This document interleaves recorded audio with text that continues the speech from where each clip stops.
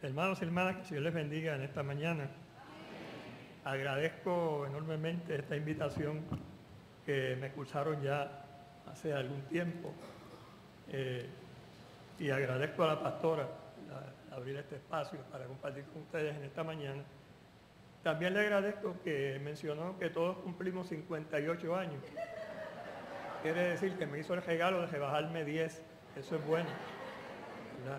Así que gracias, Marisa, por rebajarme 10 años, porque eso es bastante significativo. Sabemos que ustedes están en una celebración de campaña de aniversario, 58 años, y que hay un tema que sirve de fundamento, ¿verdad?, a esta campaña, y que según me dijo Doreli, ¿verdad?, tiene que ver con Visión 2025. Tengo la ventaja de que ya Marisa Rosas trazó, ¿verdad?, unas ideas que estoy seguro que son mucho más detalladas que lo que yo puedo compartir con ustedes en esta mañana, así que eso me alivia muchísimo, ¿verdad?, en términos de no sentirme forzado a tener que decir tantas y tantas cosas. Este tema realmente es un tema amplísimo, que si fuésemos a irlo detallando en una predicación, sería realmente una predicación extensa. Y ustedes no me van a agradecer a mí que haga una predicación extensa. Lo único que me van a excusar si me paso 5 minutitos de lo que yo acostumbro utilizar, ¿verdad?, como espacio para predicar. Porque después de todo, yo no vengo aquí todos los domingos, ¿verdad? Así que puedo abusar un poquito del tiempo de ustedes. Y quisiera reflexionar con ustedes sobre un tema afín con ese tema que ustedes han escogido para su campaña de aniversario. Así que quiero hablar un poco de una visión desde la pedagogía de Dios, ¿verdad? Una visión como iglesia desde esa pedagogía que Dios tiene para nosotros de una manera tan especial y tan particular. Este tema, para hacer algunas explicaciones iniciales que a lo mejor son más extensas que la predicación, este tema entiendo yo que no es un tema ni devocional ni confesional. Me parece que el tema que yo voy a tratar no es ni devocional ni confesional. Más bien es una reflexión crítica sobre el papel de la fe cristiana en la reestructuración de la vida humana. Una reflexión bastante crítica, ¿verdad? Yo doy gracias a Dios porque en la oración intercesora, la hermana que oraba, ¿verdad?, le pedía al Señor que nos hiciera salir de las zonas de confort y nos diera un juicio bastante crítico. Así que yo me amajo, ¿verdad?, a esa petición en esta mañana para compartir con ustedes algunos pensamientos, algunas ideas, que lo hago siempre con el respeto que debemos hacerlo, ¿verdad?, pero también con la responsabilidad de nosotros poder expresar ideas que a lo mejor en la peregrinación de uno pastoral, uno ha ido recogiendo un poco de esas preocupaciones y de esas visiones, ¿verdad?, para compartirlas con la iglesia. Hay dos anécdotas que yo quiero utilizar para poner en perspectiva lo que comparto con ustedes en esta mañana, y ya mismito les voy a dar el texto bíblico. Hace unas semanas atrás leía el periódico una entrevista que le hicieron a Rubén González, el obispo de la diócesis de Cagua, y en esa entrevista él hablaba sobre una experiencia del Papa Francisco I, que tiene, pues ustedes han seguido un poco, ¿verdad?, quizás la trayectoria de este Papa, que tiene algunas particularidades. Y aparentemente un día él se dio una escapadita del Vaticano, ¿verdad?, por algún sitio salió, se dio una escapadita y llegó a una óptica allí en Italia, y entonces entró por aquella óptica como si fuera cualquier hijo de vecino, ¿verdad? Y estando allí en la óptica le pidió a la persona que estaba allí que le ayudara con los espejuelos, que le ayudara a reparar los espejuelos, pero le hizo una salvedad. Yo no quiero que me cambie la montura, yo solamente quiero que me cambie los cristales, ¿verdad? Porque yo, para ver bien, lo que necesito son los cristales, no es la montura, ¿verdad? No es la estructura, son los cristales para tener una mejor visión. Bueno, yo tomo eso como un tipo de señal, ¿verdad?, como un tipo de metáfora que de alguna manera quiero explicarlo un poco más adelante. En segundo lugar, hay un cuento brevísimo que leí de Eduardo Galeano, y en ese cuento Eduardo Galeano habla de la experiencia de un niño que nunca había visto el mar. Y ese niño, en esa experiencia de nunca haber visto el mar, tenía un deseo grandísimo de poder ver el mar, de que alguien lo llevara a ver el mar. Así que un buen día el padre toma la decisión de llevarlo a ver el mar y sale con el niño. El mar quedaba bastante lejos, hacen una travesía bastante distante, llegan allí a la orilla del mar, atraviesan y suben por unas dunas que había frente a la orilla, y dice en el cuento Galeano que cuando el niño vio el mar, se quedó mudo, y se quedó mudo por algún tiempo. Cuando pudo recuperar el aliento, después de aquella cosa tan extraordinaria que había visto, casi tartamudeando, le dijo al papá: ayúdame a mirar, ayúdame a mirar. Porque sentía que con los propios ojos de él no podía ver la amplitud y la grandeza de lo que él estaba viendo, que estaba frente a él. Yo quisiera utilizar esos dos pequeños comentarios, ¿verdad?, como metáforas que de alguna manera nos digan a nosotros la necesidad que nosotros tenemos de pedirle al Señor que nos ayude a mirar, de pedirle al Señor que siempre intervenga de alguna manera en nuestras vidas, para que nosotros podamos ampliar el radio de la visión, ¿verdad?, y que esa visión se vaya, como dije ya, ampliando de día en día. Así que, como mencioné al principio, yo voy a abordar el tema desde un planteamiento más bien teológico, ¿verdad?, que contiene tres elementos que son medulares y que son los que yo quiero compartir con ustedes en esta mañana. Los que me quieran acompañar es un verso breve en el libro del profeta Miqueas, capítulo 6, el versículo 8. Ese versículo lo quiero utilizar, ¿verdad?, como plataforma para lo que yo quiero compartir con ustedes en la mañana de hoy. Miqueas capítulo 6, versículo 8. Dice así la palabra del Señor: oh hombre, Él te ha declarado lo que es bueno. ¿Y qué pide Jehová de ti? Solamente hacer justicia y amar misericordia y humillarte ante tu Dios. Quiero utilizar esos tres elementos para de alguna manera nosotros poder considerar cómo el Señor convoca a la iglesia en una visión para el porvenir inmediato y mediano, ¿verdad? Y cómo desde esos fundamentos, de esos ejes que nos da el texto bíblico, nosotros poder trabajar esa visión, pero una visión que nos lleve también a unos juicios críticos, ¿verdad?, sobre los desafíos que como iglesia nosotros tenemos en el día de hoy. Así que esos tres valores éticos espirituales que hemos mencionado, de alguna manera nos ayudan a entender la visión de la iglesia hacia el porvenir inmediato, una visión que tiene sus cuotas de desafíos. Porque cuando hablamos de visión, la visión tiene unos desafíos que son los que realmente de alguna manera fundamentan, ¿verdad?, esa búsqueda que nosotros hacemos. Esa expresión del profeta: Él te ha declarado lo que es bueno. Y nosotros podríamos decir, mira, no hay que buscarle mucha vuelta, ¿verdad? El profeta le estuvo diciendo, ¿verdad?, Dios le estuvo diciendo al profeta: te he declarado lo que es bueno. Pero me parece que una cosa importante que tenemos que hacer es un poquito hurgar en qué significa eso de lo que es bueno. Él te ha declarado lo que es bueno. Y me parece, mis hermanos, que la visión que Dios le da al profeta se sostiene en esa pedagogía de Dios, que no es solamente una pedagogía, que es también una revelación. Es una revelación de Dios. Él te ha declarado, Él te ha revelado lo que es bueno. Pero no solamente una revelación, es también cómo Dios nos da un principio rector, un principio que debe guiar nuestro pensamiento y nuestra visión, lo que es bueno. Ese es el principio que debe guiar la visión y que debe guiar la búsqueda. Pero también tenemos que entonces seguir hurgando ese elemento de lo que es bueno.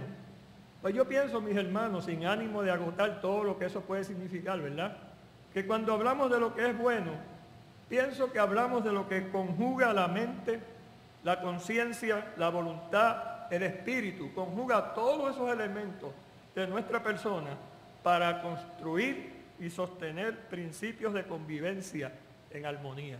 Que cuando hablamos de lo que es bueno, son principios de convivencia en armonía.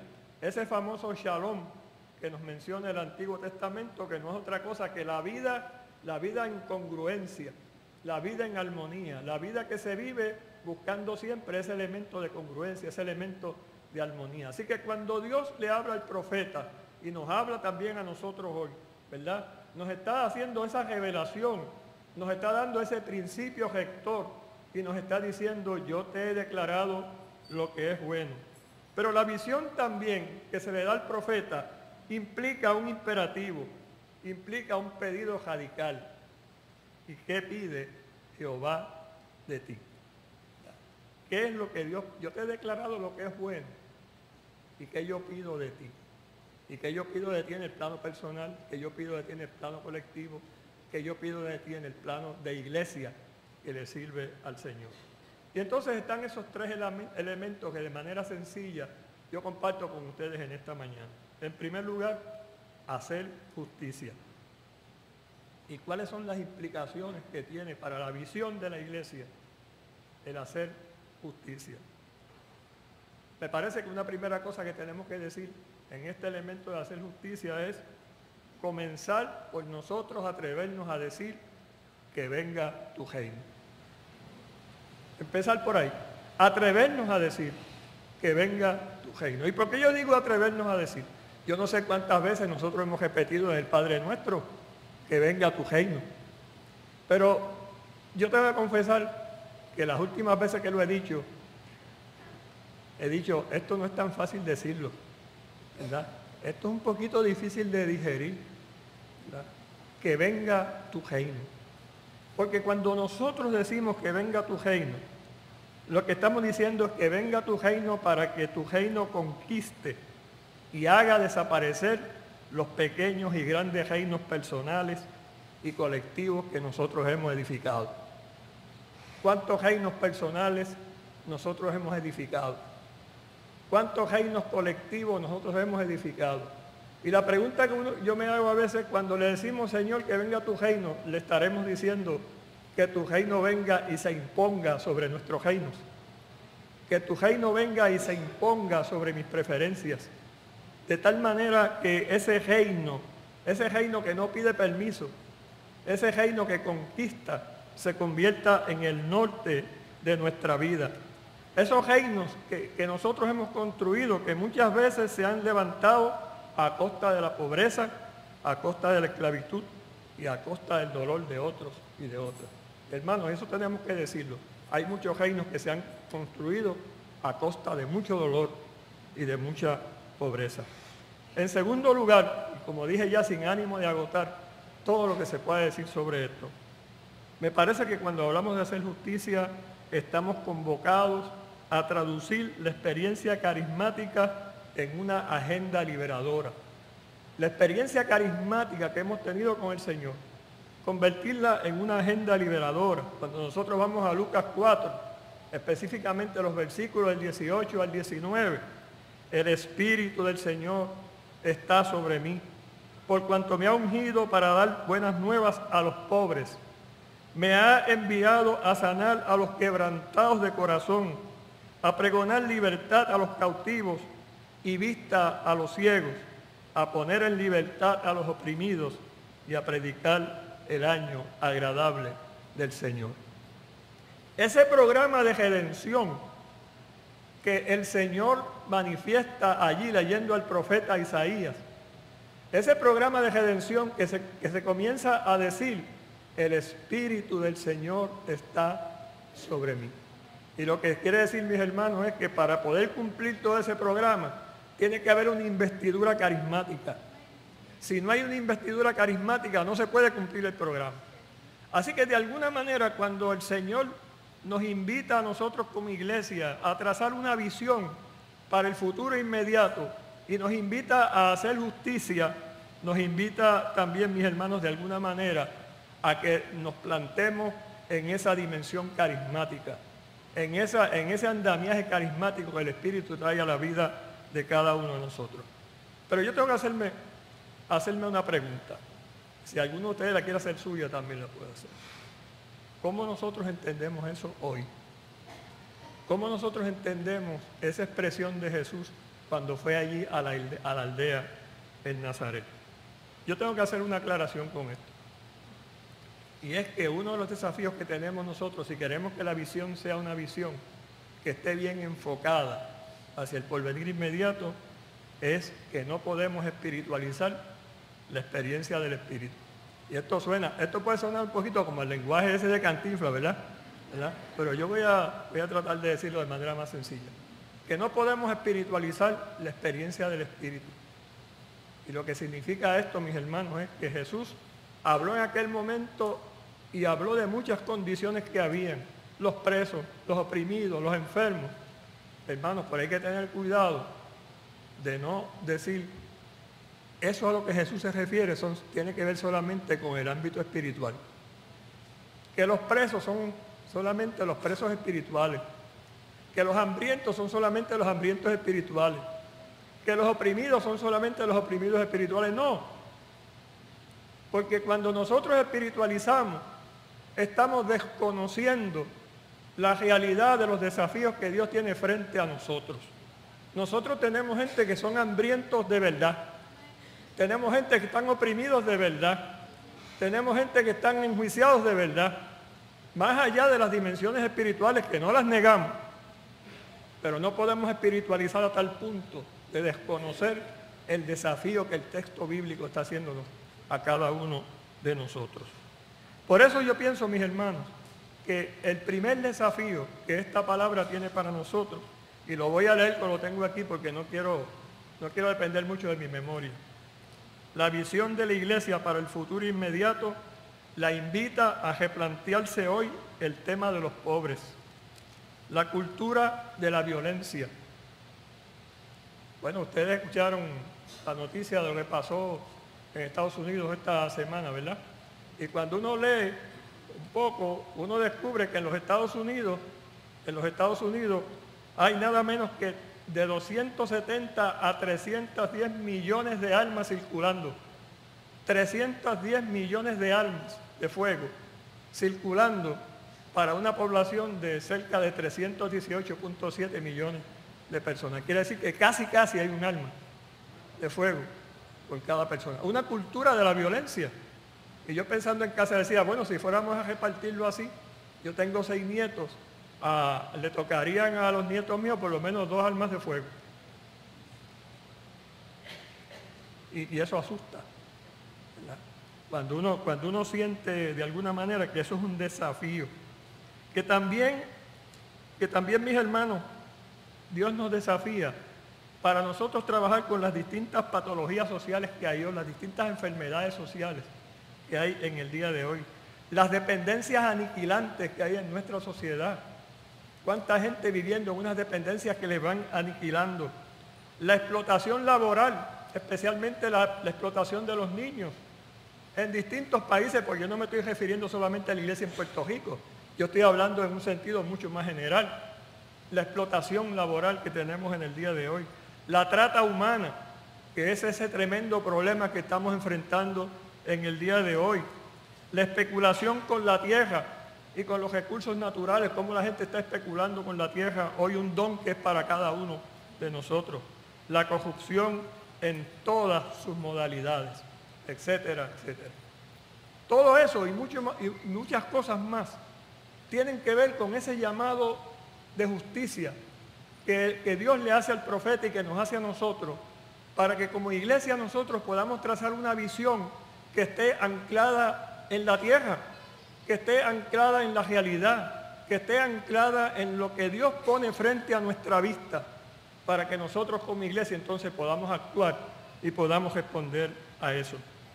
En segundo lugar, se llama al profeta a amar la misericordia.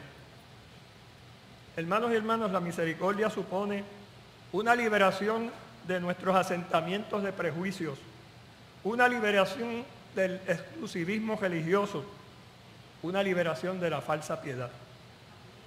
la misericordia supone todo eso.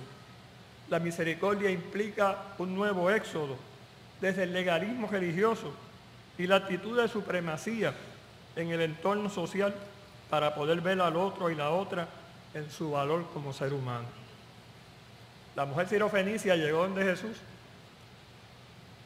y Jesús de primera instancia le dijo algo que choca.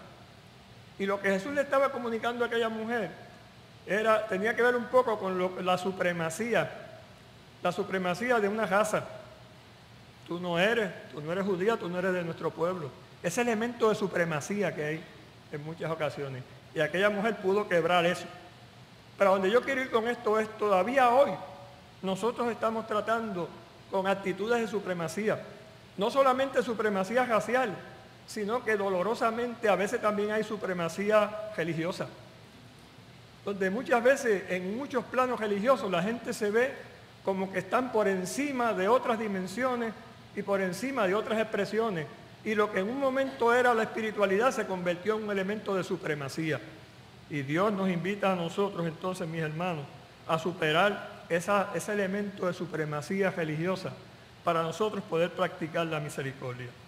Yo quiero ilustrar esto con un punto. Quiero ilustrar esto y quizás estoy siendo muy ambicioso en lo que quiero compartir con ustedes en esta mañana. Pero en el Evangelio de Marcos, en el capítulo 10 del Evangelio de Marcos, los versículos del 46 al 52, está el famoso pasaje ese de Bartimeo el ciego. Un pasaje que ustedes conocen muy bien. En ese pasaje se dramatiza el choque entre la ceguera espiritual de los que caminaban con Jesús y por otro lado el imperativo a la misericordia. Había ese choque.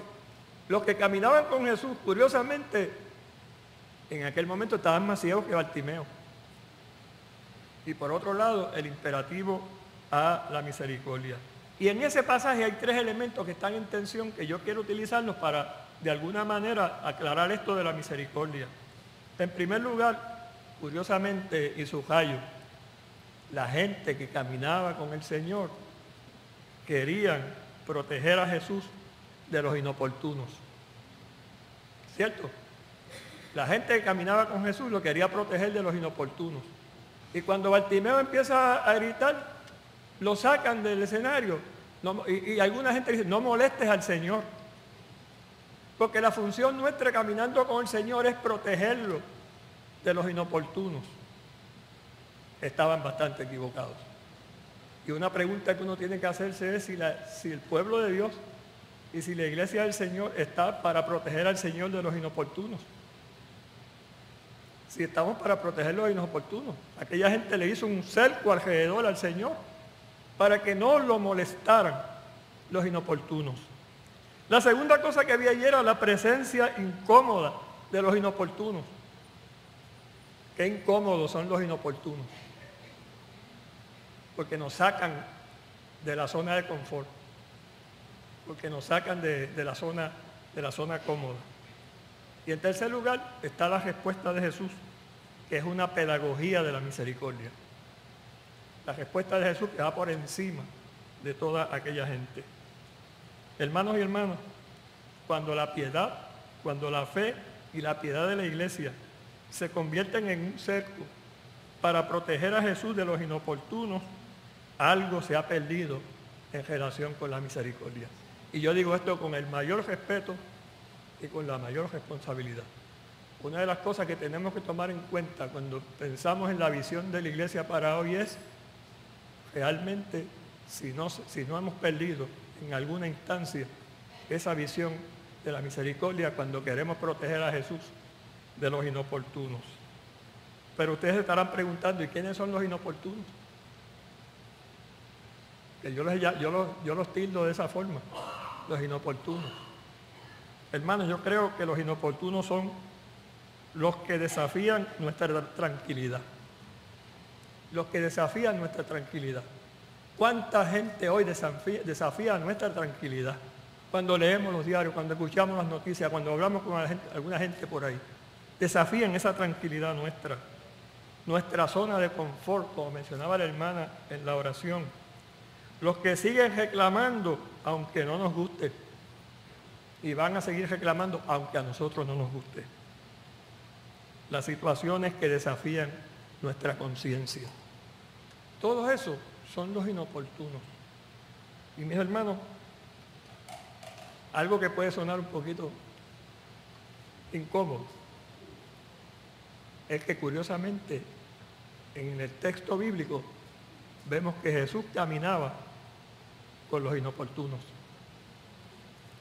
y que Dios camina con los inoportunos, que Dios no voltea la cara de los inoportunos, de la gente que hoy están desafiándonos en nuestra fe, de la gente que hoy nos están desafiando como iglesia, de la gente que hoy nos están diciendo, no, rompan el cerco, ¿verdad? Y estoy hablando en sentido general, rompan el cerco alrededor de Jesús y dejen que el Señor vea y escuche y atienda a los inoportunos. Y que atendiéndolo Él, lo atiendan también ustedes, lo atendamos nosotros, a toda esa gente.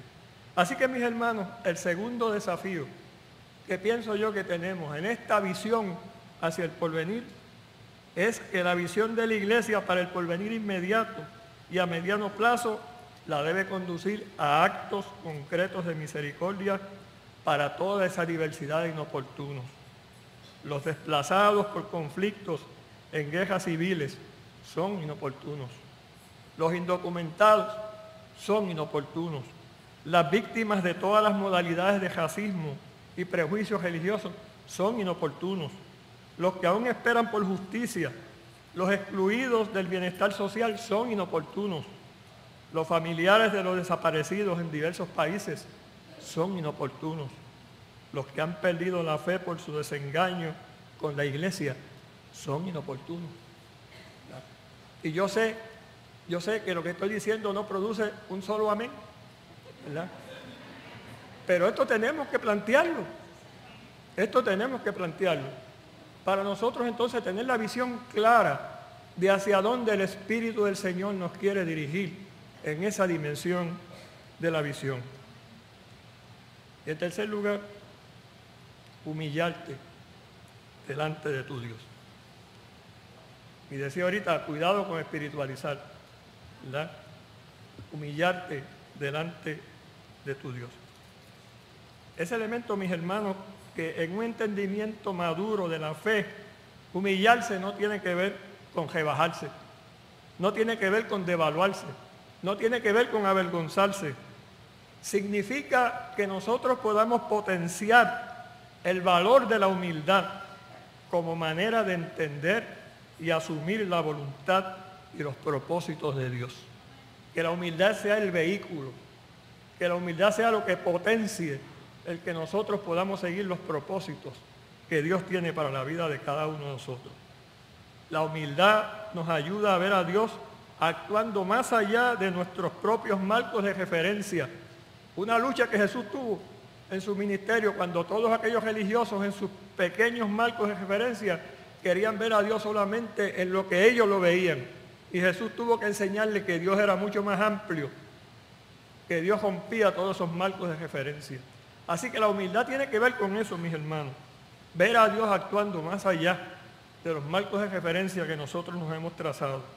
A tomar en serio esa amplitud de Dios. Hace algún tiempo yo leía una experiencia de Monseñor Romero, el obispo de San Salvador, que fue, todos ustedes saben que fue asesinado en San Salvador.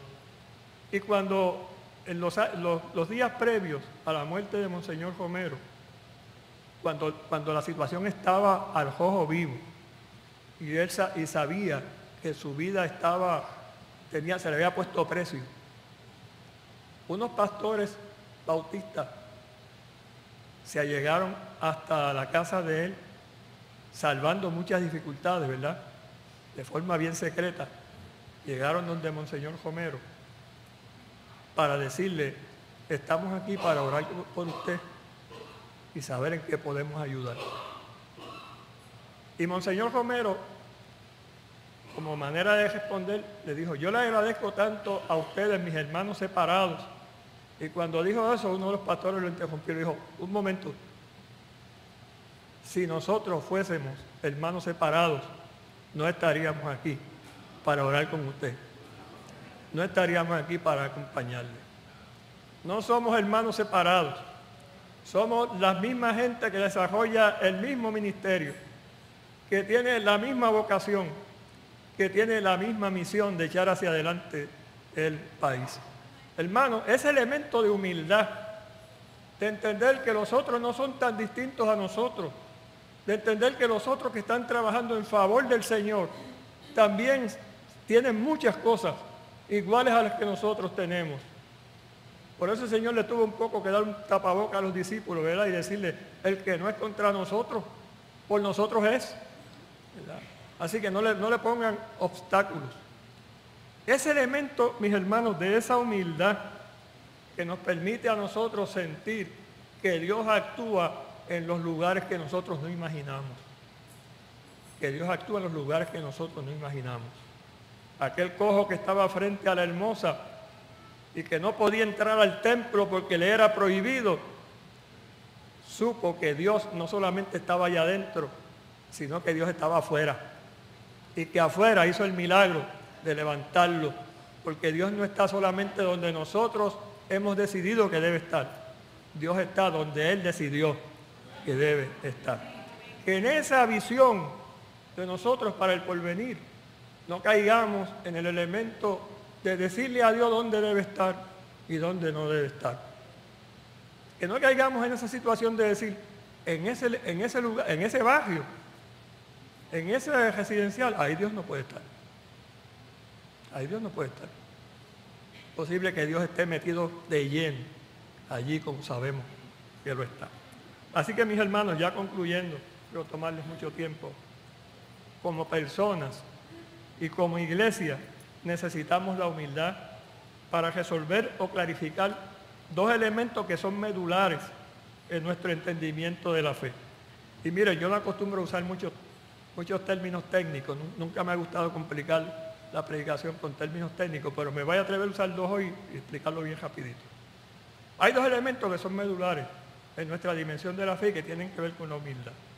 Primero, que nosotros podamos mejorar nuestro entendimiento de lo que se conoce como el elemento ontológico.